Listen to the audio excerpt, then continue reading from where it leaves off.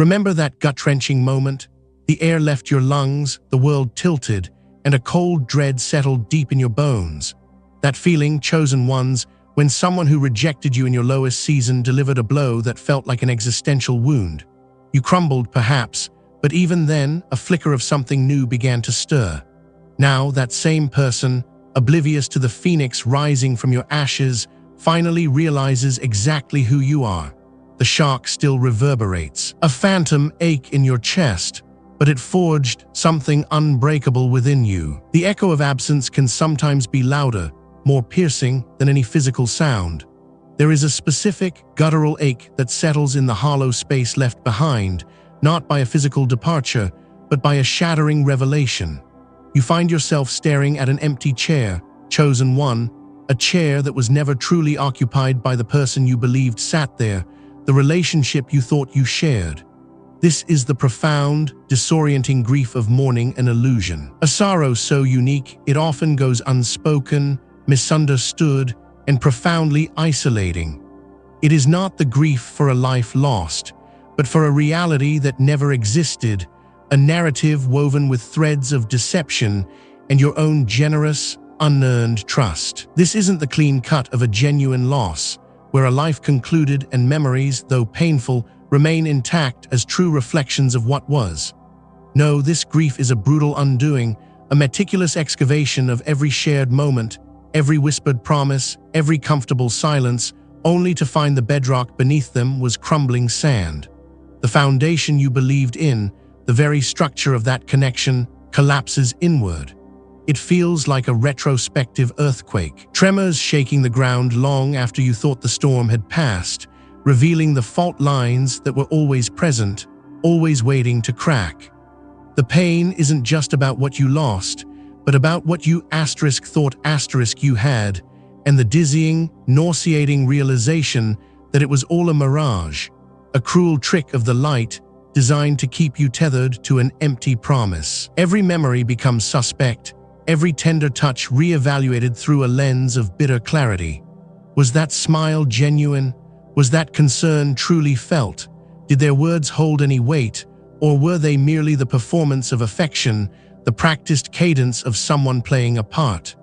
This reevaluation is a form of self-inflicted torture, forcing you to rewrite your own history, to redact chapters that once brought comfort and now only serve as stinging reminders of your unwitting participation in their elaborate charade. You mourn not just the person you thought they were, but the version of yourself that existed within that relationship, the one who gave freely, loved deeply, and believed unequivocally.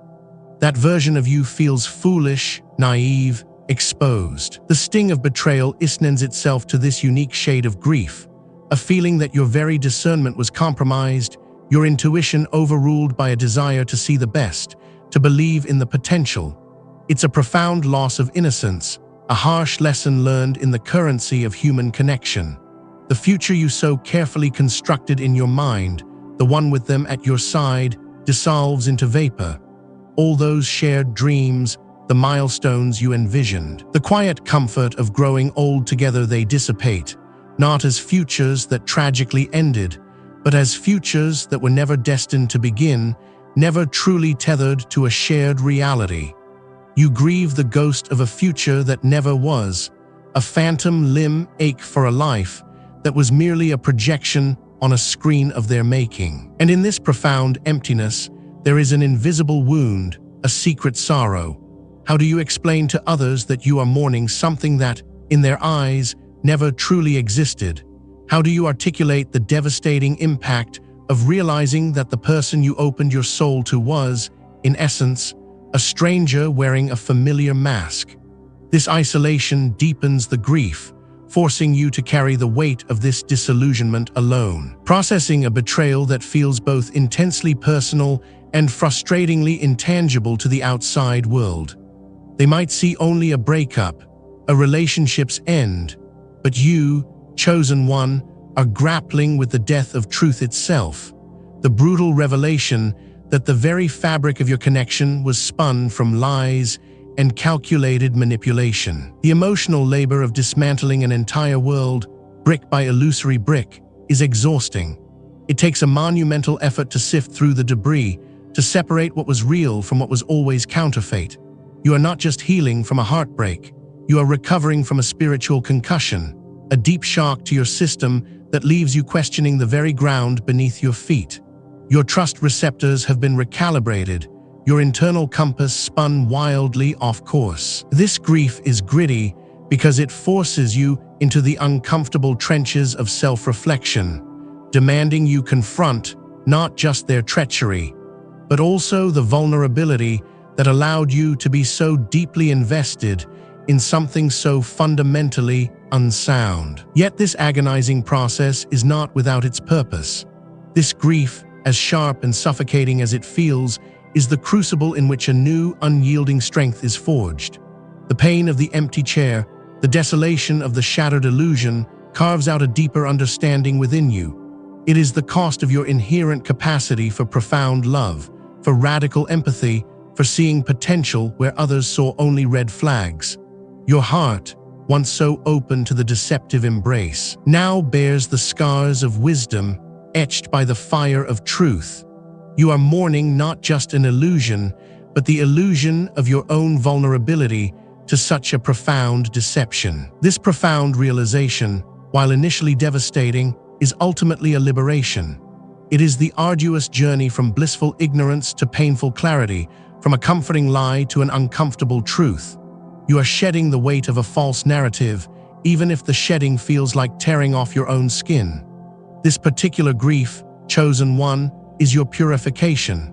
It demands you stare unflinchingly into the void, acknowledge the space that was never truly filled, and recognize the courage it takes to grieve for what was never real, and yet was everything to you. This is the brave, necessary work of reclaiming your reality, one agonizing truth at a time. Many of you, having walked through the crucible, feel the spiritual nudge, sometimes even a powerful push to forgive. It comes from deep within your spiritual programming, from scriptures interpreted in specific ways, from well-meaning advisors who preach an immediate, unconditional absolution. There's an inherent beauty in the ideal of forgiveness, a profound spiritual release that promises peace. But for the chosen one, for those of you who have endured betrayal and rejection in your most vulnerable moments, there is a critical distinction that must be understood, a spiritual truth often overlooked: the profound and often devastating danger of premature forgiveness. This isn't about withholding grace forever.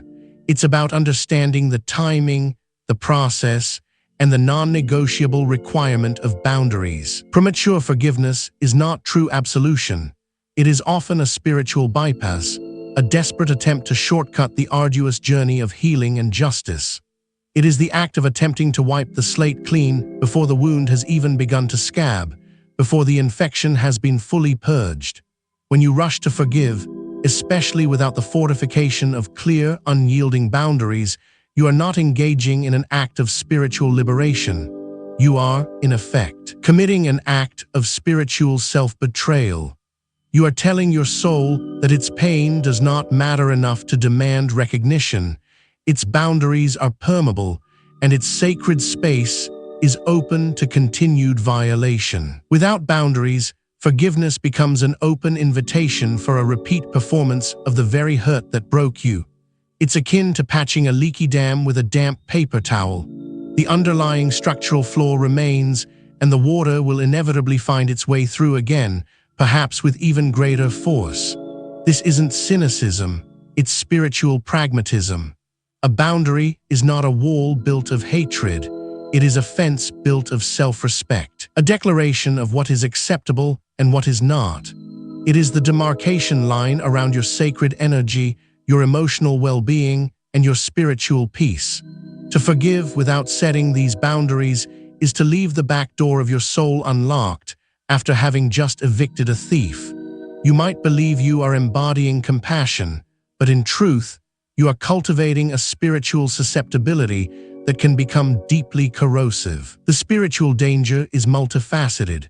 Firstly, it warps your understanding of divine justice.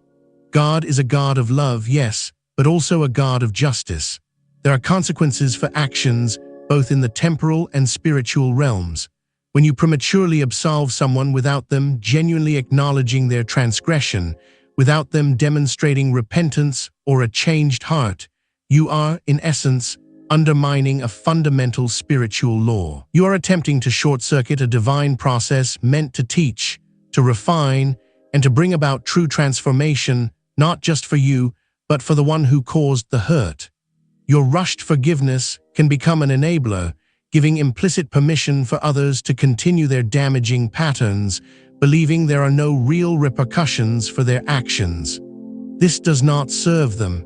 It keeps them spiritually stunted. Secondly, and perhaps more critically for the chosen one, premature forgiveness without boundaries erodes your discernment.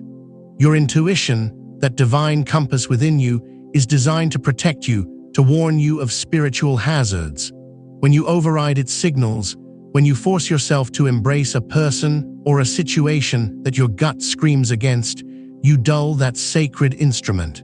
You begin to question your own internal truth, to doubt the very guidance given to you by the Spirit. This spiritual bypass creates a dangerous disconnect between your conscious mind's desire for peace and your soul's authentic need for protection and healing.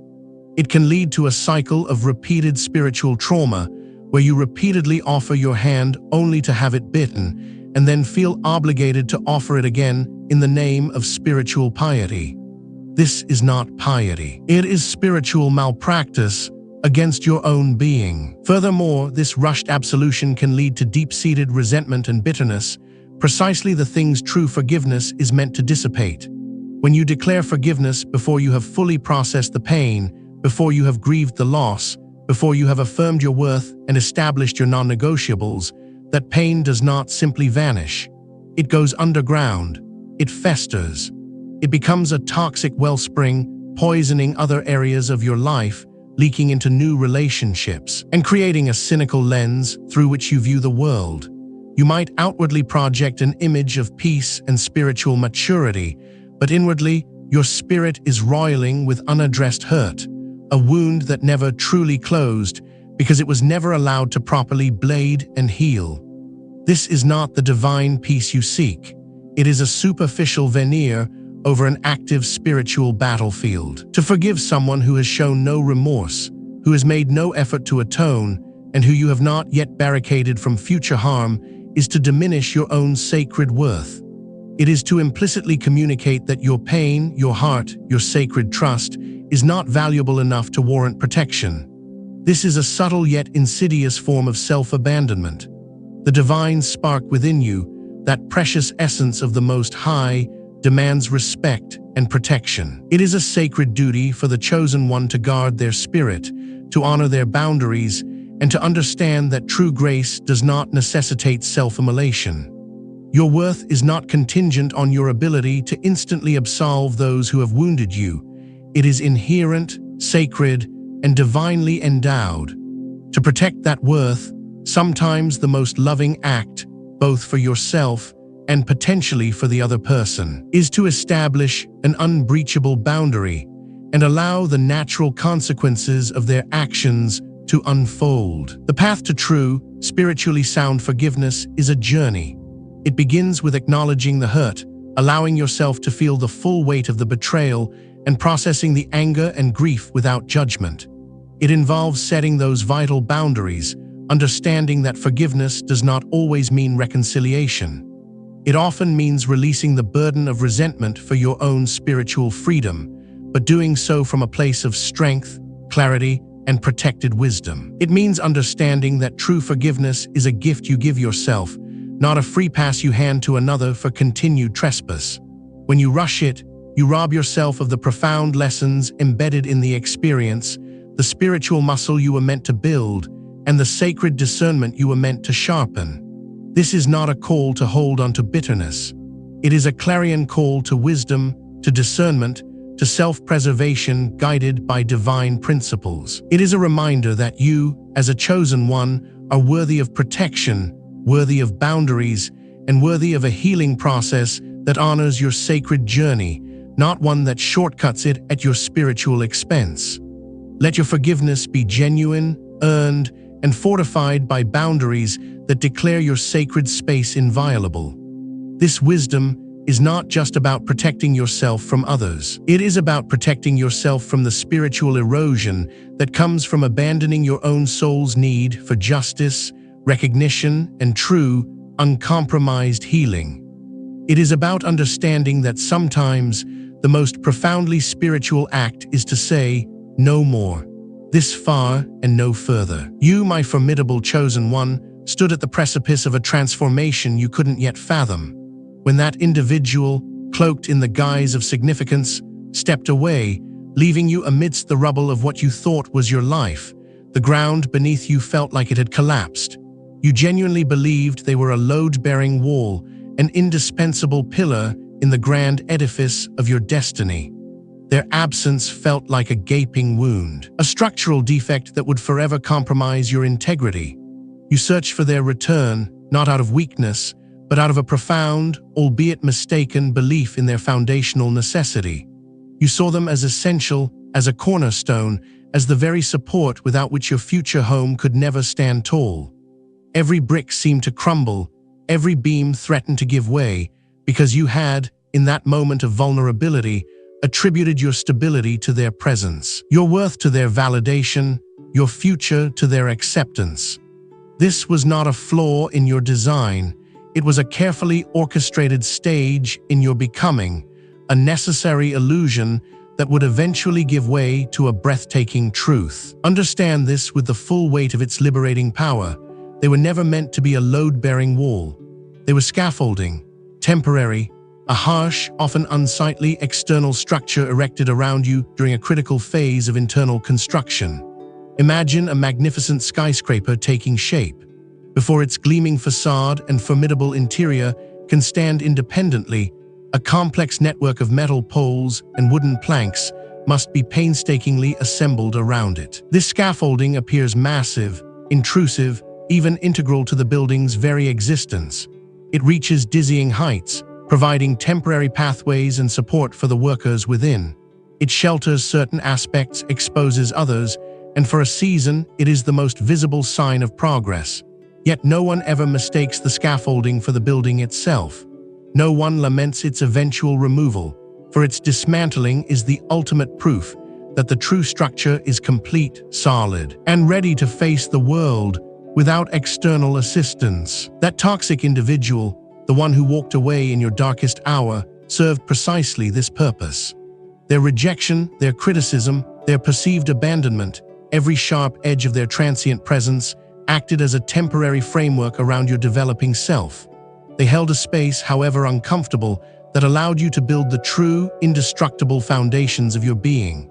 Their instability, their lack of true integrity, paradoxically forced you to seek and forge your own. When they withheld support, you were compelled to find it within. When they pointed out perceived flaws, you were driven to reinforce your genuine strengths. Their temporary nature was by design. It was never meant for them to be a permanent fixture, a constant source of affirmation, or a lifelong companion in your ascent. Their role was finite, specific, and ultimately profoundly empowering. The pain you felt when they departed was not the agony of a foundation crumbling, but the discomfort of scaffolding being braced, adjusted, and eventually carefully removed. It was the grit in your teeth as you hammered in your own internal rebar, poured your own concrete, and laid your own indestructible bricks. You believed the pain signified a devastating loss, a gaping void that would never be filled. But in truth, it was the friction of growth, the straining of muscles building new strength, the vital, intense energy of an edifice rising from within. The very act of them stepping away created the necessary space for you to discover your own unwavering core. They were not a support beam, chosen one. They were merely a guide rail on a bridge you were always destined to build for yourself. Across a chasm they could never truly navigate with you. Their inability or unwillingness to truly hold you up was the very catalyst that taught you how to stand taller than you ever thought possible. Think of the materials they represented. Scaffolding is often made of sturdy but ultimately temporary metals and woods, designed for functionality, not aesthetic beauty or eternal permanence. Their character, their values, their capacity for genuine love and loyalty were never meant to be the load-bearing materials of your magnificent spirit. Had they been allowed to remain, to truly become a permanent part of your inner structure, they would have introduced inherent weaknesses, points of vulnerability that would have compromised the integrity of your true destiny. They would have been anchors dragging you down, rather than wings lifting you up. Their departure, therefore, was not a demolition, but a discerning removal of unsuitable materials. It was the universe's way of ensuring that only the purest, strongest, most authentic components remain to form your actual, unshakable self. And now, as the dust settles from that period of intense construction, as you stand in the full, breathtaking majesty of who you have become, you can look back at that rejected framework with an entirely new understanding. The scaffolding served its purpose. It was vital for a time, a means to an end, but it was never the end itself. The true masterpiece was always *U*, standing proud and resplendent, built with your own hands, fueled by your own spirit, founded on your own unshakable truths. The individual who rejected you did not break you. They simply provided the temporary support system while you painstakingly, often painfully, put yourself back together, stronger, more cohesive, more breathtakingly resilient than you ever were before. Their realization of who you are now is a testament to the completed structure, the removal of the scaffolding, revealing the awe-inspiring edifice you built in their perceived absence. They are now gazing at the finished building, marveling at its height and strength, finally understanding that their role was never to be inside it, but merely to facilitate its extraordinary construction from the outside. They were a temporary phase, a lesson in self-reliance disguised as a heartbreak. And you, my chosen one, are the magnificent, independently standing monument to your own unbreakable spirit. You built this, and it is glorious. Consider the ancient echoes of a king in exile, stripped bare, fleeing from the very son he loved. This was David, the once mighty monarch, now a hunted man, traversing the wilderness road from Jerusalem with a heavy heart and a broken spirit. His throne usurped, his kingdom in chaos, his most loyal subjects scattered or dead, David walked a path of profound desolation. This was not a king in triumph, but a man brought to his knees by betrayal, experiencing a season so low, so utterly devoid of glory, that it seemed all hope had abandoned him. Every step was a testament to his suffering, every breath a prayer for deliverance. It was during this harrowing retreat, as David and his weary entourage made their way along the dusty road, that a figure emerged from the shadows of the past, brimming with a venomous hatred long harbored. This was Shimei, a relative of the deposed King Saul, whose heart was a festering wound of resentment against David. For years, Shimei had festered in the memory of Saul's downfall and David's ascent, blaming the man of God for his family's misfortune. Now, in David's abject humiliation, Shimei saw his moment, a twisted opportunity to unleash the bitterness that had long consumed him. Shimei did not approach with a whisper or a veiled insult. No, his malice was overt, public, and brutally cruel. He came out, cursing David with every step, his voice cutting through the mournful silence of the retreating royal party. He hurled stones, not just at David's guards or his companions, but directly at the king himself, striking David as he walked, each stone a physical manifestation of his festering hatred. Get out, you man of blood. You worthless fellow," Shimei shrieked, his accusations echoing in the desolate landscape. He spewed forth a torrent of condemnation, declaring that David was being punished by God for the blood of Saul's house, that the very troubles engulfing him were divine retribution. It was a vicious, unprovoked assault, not just on David's person, but on his character, his legitimacy, and his very soul, delivered precisely when David was at his most vulnerable, his defenses shattered, his spirit raw with grief. The natural human reaction from David's loyal men was swift and fiery. Abishai, one of David's most formidable warriors and a hot-headed nephew, could not bear to witness such disrespect. His hand immediately went to his sword hilt, his eyes burning with righteous indignation. "Why should this dead dog curse my lord the king?" Abishai demanded, his voice a low growl of barely contained fury. "Let me go over and take off his head." This was the immediate impulse, the visceral urge to defend honor, to retaliate against an unwarranted and cruel assault. It was the desire to silence the accuser, to make them pay for their insolence in an instant, to assert power over those who dared to disrespect a king, even a fallen one. But David's response, at this absolute nadir of his existence, was perhaps one of the most profound lessons in spiritual warfare and strategic silence ever recorded. He looked at Abishai, not with an eagerness for revenge, but with a weary wisdom that transcended the immediate insult. "What have I to do with you, you sons of Zeruiah?" David replied, his voice heavy with resignation and a deep understanding of divine sovereignty. "Let him alone and let him curse, for the Lord has told him to curse David. Perhaps the Lord will look on my affliction and repay me with good for his cursing this day." This was not weakness. It was an act of profound humility and faith. David, the warrior king, the man who had faced giants and armies, chose silence. He chose to absorb the blows, the curses, the humiliation, because he understood that some battles are not his to fight.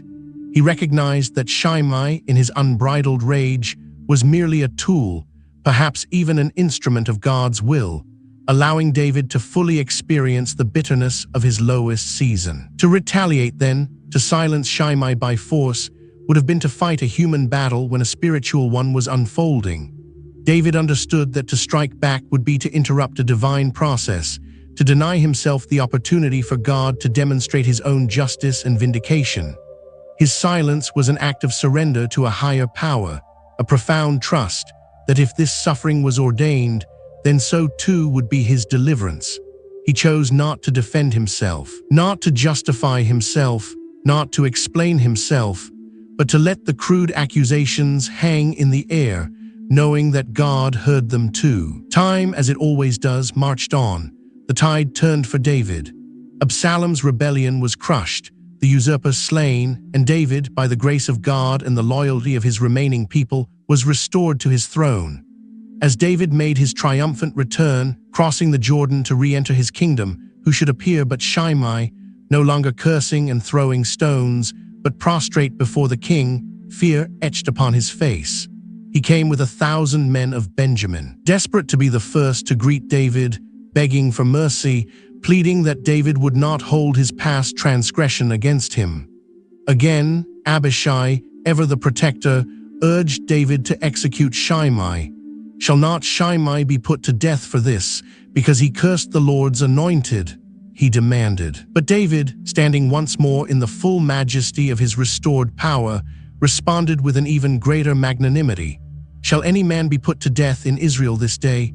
For do I not know that today I am king over Israel?" He swore an oath, then and there, that he would not put Shimei to death.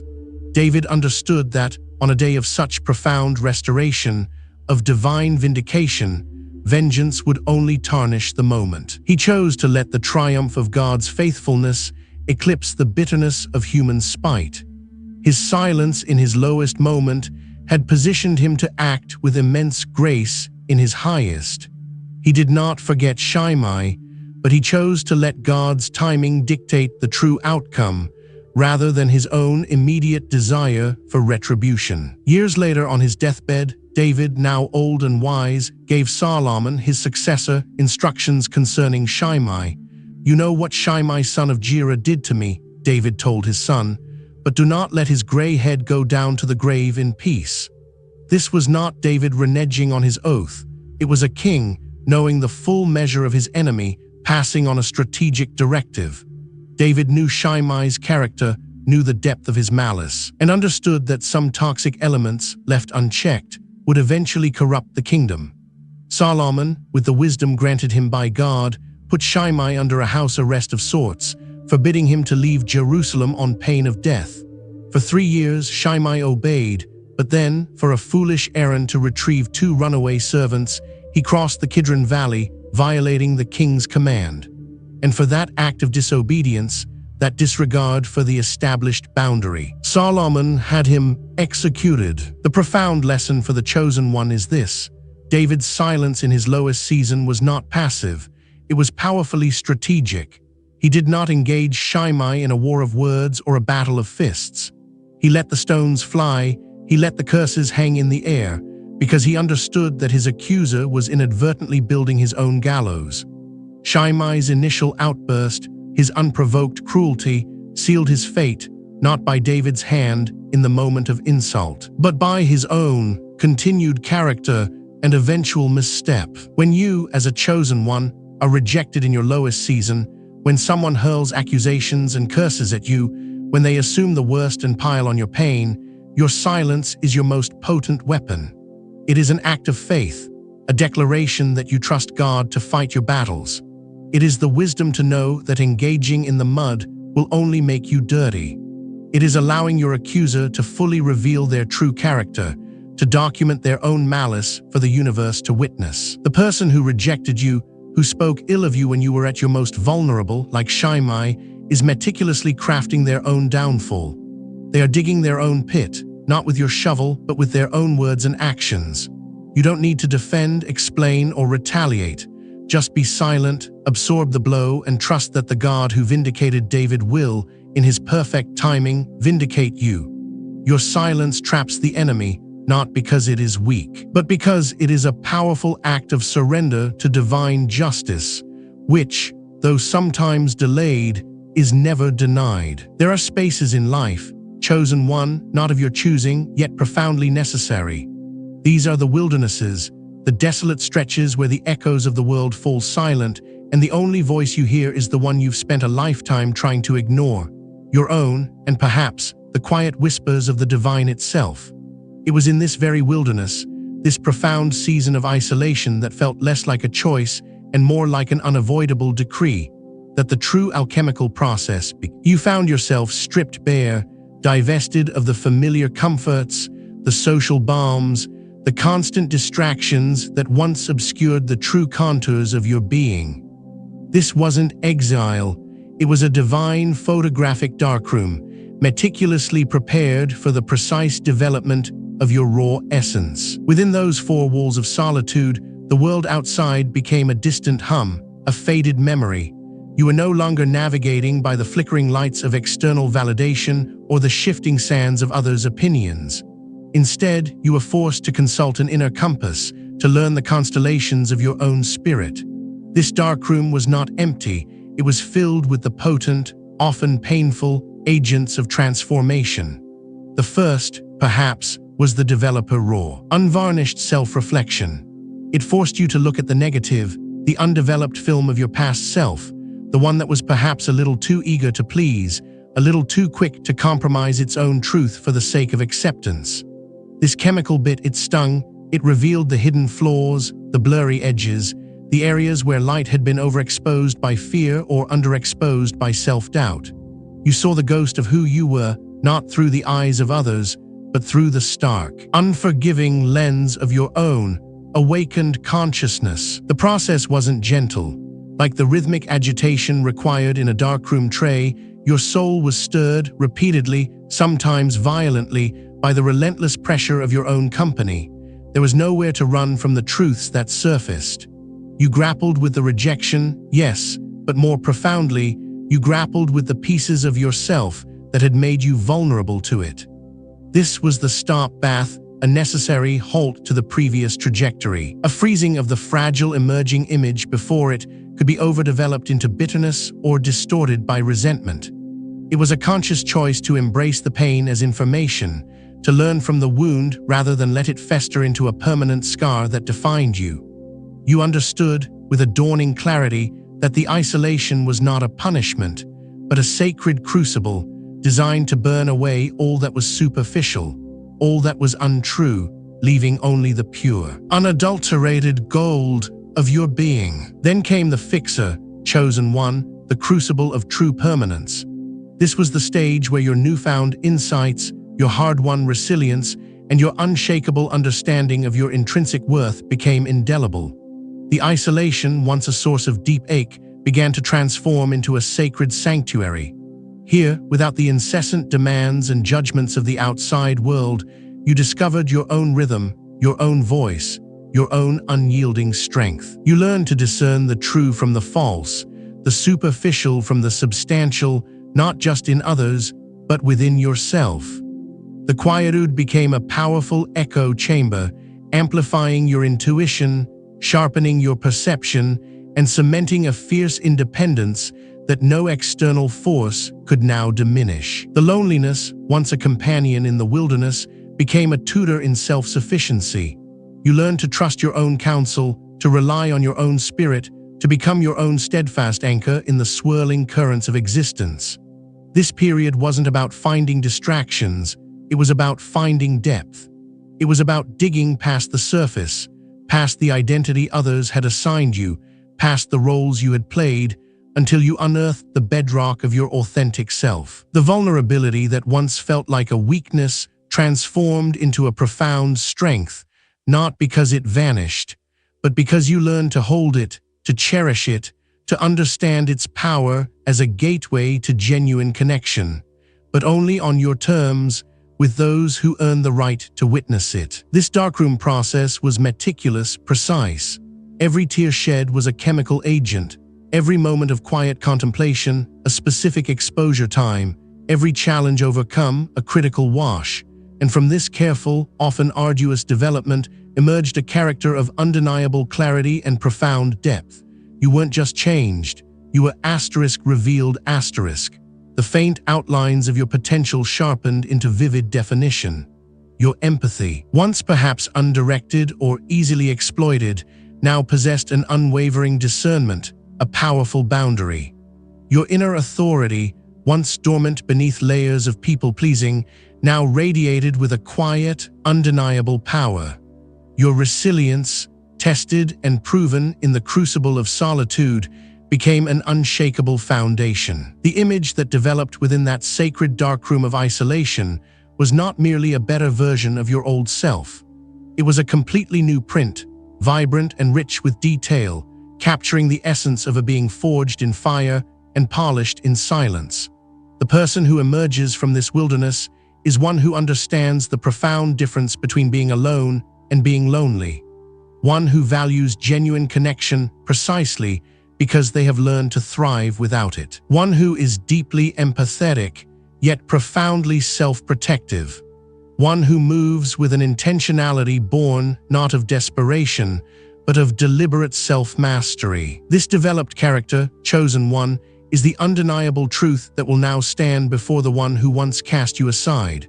They will look for the fuzzy, underdeveloped negative they thought they knew, the one they rejected because they could not see the inherent light within it. But what they will encounter is the fully realized, sharp, indelible print.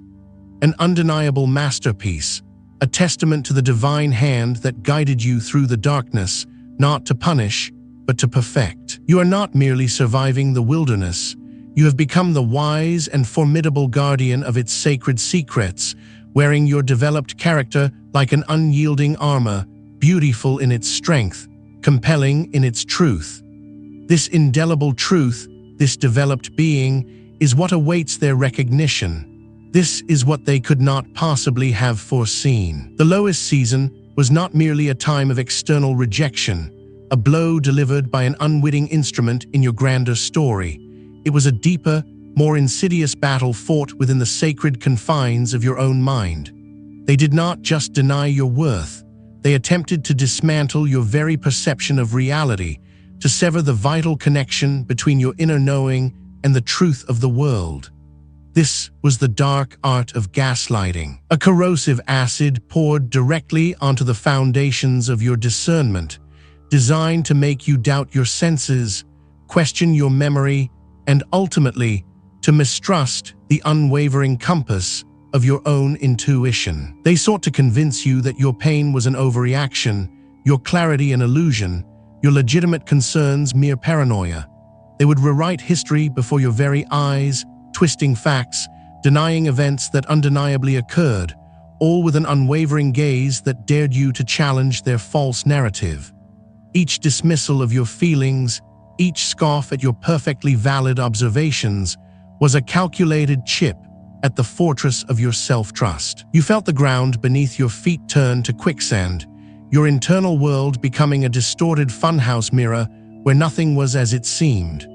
The enemy understood that if they could break your ability to discern truth from falsehood, if they could make you believe you were crazy or too sensitive for seeing what was plain, they would gain absolute power over your psychological landscape. They aimed to disorient you so thoroughly that you would become dependent on their version of reality, forever seeking validation for what your soul already knew. Understand this, chosen one, that fog of confusion, that gnawing sense of self-doubt that plagued your waking hours and infiltrated your dreams was not a failing on your part.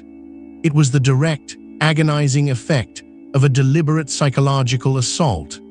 Your struggle to cling to your truth in the face of their relentless invalidation was not a sign of weakness, but a testament to the inherent strength of your spirit, fighting to maintain its sovereignty even when every external force conspired to strip it away. You were in an invisible war, battling for the integrity of your own mind, trying to distinguish between genuine perception and the insidious seeds of doubt planted by another. They wanted you to be lost in that labyrinth, perpetually seeking an exit that only they seemed to possess. But the seed of your authentic self, though buried under layers of manufactured confusion, never truly died. Even in the deepest trenches of that psychological battlefield, a faint signal persisted, a whisper in the heart of your being that kept insisting, "This is not right. This is not true. I am not imagining this." That was your discernment, bruised and battered but not broken, stirring from its forced slumber. The process of rebuilding your self-trust began with honoring that whisper, however quiet it might have been at first. It started with the courageous act of acknowledging that the discomfort, the gnawing unease, the gut feeling that screamed foul play was not a flaw in *U*, but a righteous alarm bell ringing against the manipulation. You began, perhaps tentatively, to re-examine the shattered fragments of your memories, not through their distorted lens, but through the clear, unfiltered gaze of your own knowing. You started to piece together the inconsistencies, to notice the patterns of denial and blame shifting, not as isolated incidents, but as a deliberate strategy. This was the moment you started to untangle the knots they had tied in your mind, to trace the source of the insidious confusion. It was a painstaking, often painful process, like sifting through wreckage to find precious, undeniable truths. Every small memory you reclaimed, every instance where you reaffirmed your own perception despite their fervent denials, was a victory. Each time you said to yourself, "No, I know what I saw, I know what I felt. My experience is valid," you were laying a new brick in the foundation of your rebuilt self-trust. This reclamation was not about external confrontation. It was about an internal revolution. It was about severing the invisible cords that tethered your perception to their deceptive narrative. You learned to discern the difference between constructive feedback and destructive gaslighting. One seeks to elevate and clarify, the other to confuse and control. You began to treat your internal alarm system with respect, recognizing that your body's automatic recoil, the sudden chill, the inexplicable anxiety in certain situations were not signs of fragility, but sophisticated intelligence, warning you of energetic misalignment or veiled malice. The fight against gaslighting then transformed into the profound journey of validating your own reality. It was about re-establishing the sacred truth that your internal experience is the primary authority on your own life. No one, absolutely no one, has the right to tell you what you saw, what you felt, or what you experienced. Your feelings are not up for debate. Your memories are not subject to external revision. This understanding became a powerful shield, protecting your mind from future assaults. You learned to distinguish between the noise of external narratives and the clear, resonant frequency of your own truth. You stopped seeking their approval for your reality and instead anchored yourself firmly in your own knowing. This period of intense internal reconstruction fortified your discernment to an unprecedented degree. You emerged from that battle not just healed, but profoundly transformed, armed with an unshakable confidence in your own judgment. The enemy's attempt to break your discernment inadvertently sharpened it, making you acutely sensitive to deception and fiercely protective of your inner truth. You now possess an unwavering clarity, a deep, intuitive radar that instantly identifies manipulation. This newly forged self-trust is not merely a restoration. It is an upgrade, a permanent evolution in your capacity to navigate the world with wisdom, integrity, and an unshakable belief in your own discerning power. You have become a sovereign entity, your mind a fortress no longer penetrable by the shadowy tactics of those who would seek to bend your reality to their will. This powerful, re-established trust in yourself is the ultimate safeguard, ensuring that the ground beneath your feet will always be solid, guided by your own unwavering inner compass. You have walked through fires that would consume lesser souls, navigated valleys of shadows that tested the very fabric of your being, and stood unyielding in the face of betrayal that sought to dismantle your spirit. Each scar earned, each tear shed, each moment of quiet resilience has forged an internal core of unshakable truth within you. It is a density, a gravity, a profound spiritual weight that you now carry not as a burden, but as a living, breathing testament to your divine commissioning. This is not a weight that makes you heavy. It is a weight that anchors you to the bedrock of your true self, making you impenetrable to the flimsy deceptions and shallow manipulations that once held sway. And this is precisely why a new, undeniable phenomenon has begun to manifest in your reality: the repellent anointing. You now emanate an energy, a vibrational frequency so distinct and so pure that it acts as a spiritual irritant to those whose intentions are anything less than honorable. The very air around you, charged with the authentic power of your hard-won wisdom, becomes an oppressive force for those who thrive in shadows and operate through artifice. They cannot stand in your light because your light does not just illuminate. It incinerates the cloaks of pretense they wear so skillfully.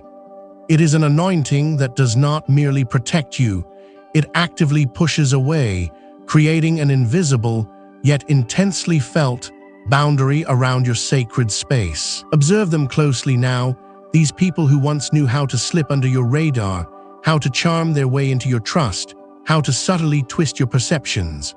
Watch the subtle shifts in their demeanor when they are in your presence. Their eyes, once so adept at holding a false gaze, now dart away, unable to meet the direct, unblinking truth they perceive radiating from your essence. Their practiced smiles falter, a nervous tick betraying the smooth facade. Their glib words, once so convincing, now catch in their throats, becoming hollow echoes in the face of your spiritual solidity. They may not consciously understand why, but their very being registers a profound discomfort, an inexplicable urge to retreat, to escape the undeniable pressure of your authentic self. This is not something you actively do or consciously project. It is an inherent property of your elevated state, a natural consequence of your alignment with divine truth. Your spiritual weight now functions like a high-frequency spiritual sonar, detecting and rejecting anything that is out of tune with your vibrational harmony. Manipulative people, the emotional vampires, the covert narcissists, the subtle schemers, they feel exposed, seen through. Even when you utter not a single word of judgment, your very existence in their proximity acts as a mirror, reflecting their unvarnished truth back at them, and it is a reflection they cannot stomach. Their carefully constructed illusions crumble in the face of your sheer spiritual integrity, revealing the fragile, hollow core beneath. They will find themselves unable to maintain their usual tactics. Their attempts at gaslighting will feel like dry dust in their mouths, lacking any real power. Their attempts at emotional blackmail will seem absurd, pathetic, their hooks finding no purchase in your now unyielding spirit. The games they play, the psychological chess matches they initiate, will suddenly feel meaningless, their moves anticipated and rendered impotent by the sheer clarity of your discernment. They will experience an internal friction, a spiritual allergic reaction, as if their essence is incompatible with the very oxygen you breathe. This often manifests as an acute sense of anxiety, a sudden feeling of fatigue, an overwhelming urge to be anywhere but near you. They might rationalize it as a headache, a bad mood, or a sudden memory of an urgent errand, anything to escape the unbearable proximity to your truth. This repellent anointing is a silent guardian, a divine filtration system. It does the heavy lifting of boundary enforcement for you, sifting your environment, gently but firmly nudging away those who mean you ill. You no longer need to expend precious energy arguing, defending, or even confronting these individuals. Their own discomfort drives them away. They are not repelled by your anger or your aggression. They are repelled by your peace, by your truth, by the quiet, unshakable power that has settled within your soul. It is the spiritual equivalent of oil and water. Their density and yours simply cannot mix without causing a profound and unbearable separation. The beauty of this new reality is that it requires no effort on your part. You do not have to fight for your space or protect your energy in the same way you once did. Your anointing now performs this service automatically. You will simply notice that certain people, individuals who once caused you significant distress or drained your vital force, begin to fade from your periphery. They will stop calling, stop seeking your attention, stop attempting to engage. They will find excuses to be elsewhere, their subconscious minds guiding them away from the source of their profound spiritual discomfort. They cannot linger in your orbit, for to do so would be to face the uncomfortable truth of their own manipulations, a truth your presence now lays bare without a single word being spoken. This is the ultimate divine affirmation of your journey, chosen one. The spiritual weight you carry, forged in the crucible of your trials, is not merely for your inner strength. It is an active force that reshapes your outer world. It clears the path, purifies your connections, and ensures that only those aligned with your highest good can comfortably remain in your sacred space. Embrace this profound protective gift. Understand that the discomfort of others in your presence is not a reflection of any fault within you, but rather a powerful confirmation of the immense spiritual authority and integrity you have now embodied. You have earned this peace, this automatic discernment, this divine filter. Walk in it with confidence, for you are now truly impenetrable, a beacon of truth in a world that desperately needs your unwavering light.